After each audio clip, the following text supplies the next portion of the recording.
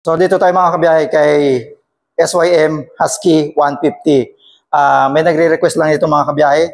Ayan, shout out kay kabiyahe Melvin De La Cruz.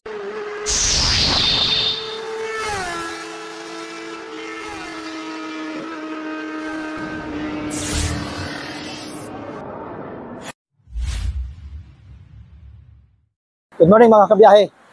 Pinuntahan natin mga kabiyahe yung isang outlet o isang branches ni LGM. Ito yung bagong outlet na multi-brand ang dala-dala.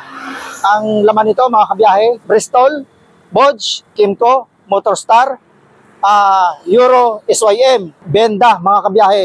Yan yung mga dala dito. So, tingnan natin dito sa loob mga kabiyahe kung kumpleto yung mga unit sa loob. So, tara tingnan natin sa loob. Let's go! So, dito tayo mga kabiyahe kay SYM Husky 150. May nagre-request lang ito mga kabiyahe. Ayan, shout out kay kabiyahe Melvin De La Cruz. Ayan, kabiyahe. Bibigyan kita ng ideya dito sa unit na ito dahil nag-request ka. At kahit sa inyo mga kabiyahe, mag-request lang kayo. At kung may makita tayong unit na re-request ninyo, ipipicture natin yan. At ito nga ay may na-picture na tayo nung nakaraan pero may nag-request sa atin, uulitin natin. Ito nga ang sinabi niya, SYM Husky naman sir, pakita mo. So ayan, ipapakita ko sa iyo kabiyahe ang kabruskuhan at ang kagandahan nitong unit na ito ng SYM. Ayan, iniikot ng ating camera woman. Dalawa po yan, kulay gray na glossy. Ayan. At bibigyan na rin kita mga kabiyahe ng kunting ideya sa specs. May engine ito ng 150cc, single cylinder, 4-stroke, liquid cooled, single overhead cam, 4 valve.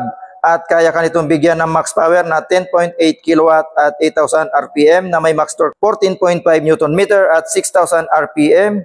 At may transmission na CVT, fuel system, EFI na po yan. At pagdating naman sa kanyang fuel tank capacity, 15 liters ang kaya po niyang unit na yan, kabiyahe. Ayan, napakarami ng laman. Pagdating naman sa kanyang braking system, mayroon siyang dual channel ABS, front and rear. Ayan, solid na solid. Pagdating naman sa kanyang gulong mga kabiyahe, sa unahan, may sukat na 120 by 70 by 13. Sa rear naman mga kabiyahe, 130 by 70 by 13. So, mas malaki mga kabiyahe sa likuran.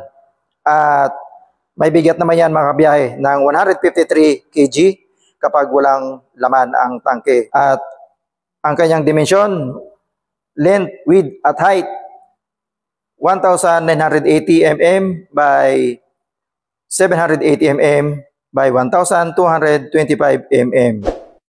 So, kabiyahe, iikot kita sa unit na ito para lalo mong ma-appreciate yung unit na request mo.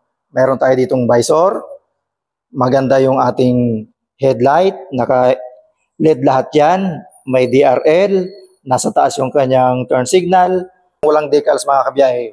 Malinis na malinis ang unit natin at may naka-emblem na Husky 150 and then yung kanyang seat cover, napaka-premium, naka-camelback seat, inspired. Ayan, maganda yung ginamit na leather. Yung ating grab bar, solid. Walang butas yan, solid na solid. Ang laki ng kanyang CVT. Yung air cleaner.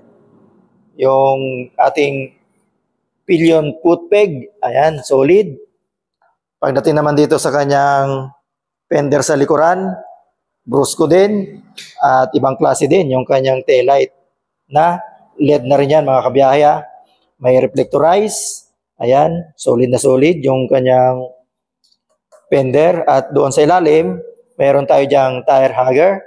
Yung ating exhaust o tambucho. Yung ating mags, solid. Ayan, silver. Yung ating radiator, dahil naka-water cooled, may cover yan mga kabiyahe.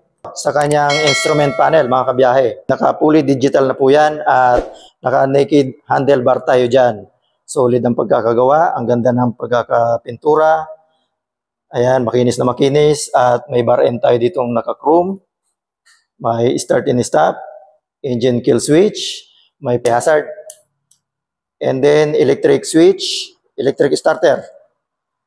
Dito naman sa kaliwa, yung horn natin, turn signal, left and right, high and low beam ng ating headlight. At yung ito, yung kanyang passing light. Dito naman, nakakilis na tayo dito mga kabiyahe. So hindi na natin kailangan dyan ng susi.